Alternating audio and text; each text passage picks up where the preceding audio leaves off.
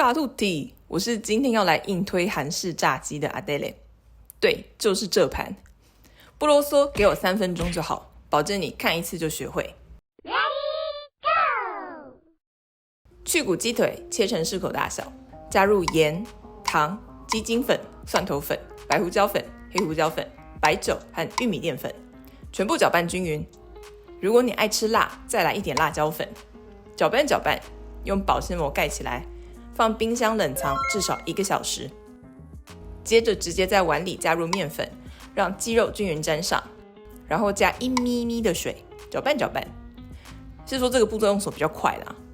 把鸡肉块抓散，然后再加1咪咪的水。我们要让鸡肉表面裹粉稍稍结块，制造油炸后的脆皮效果。边抓边加水，直到碗底没有多余干粉，鸡肉块变成石头人，就可以休息10分钟了。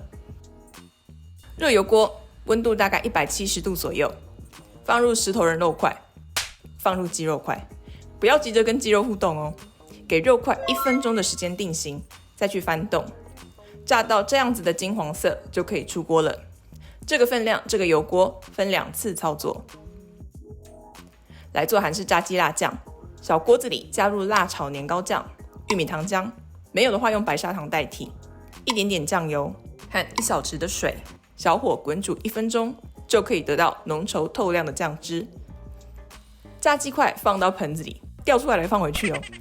淋上刚刚煮好的辣酱，搅拌搅拌，让每个鸡肉块都沾好沾满。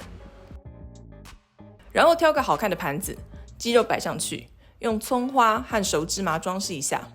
这盘我估计可以卖趴个20欧，附生啤酒的话要再加5欧。你看，果然够简单吧？如果有正好要追剧的朋友，可以赶快动手咯。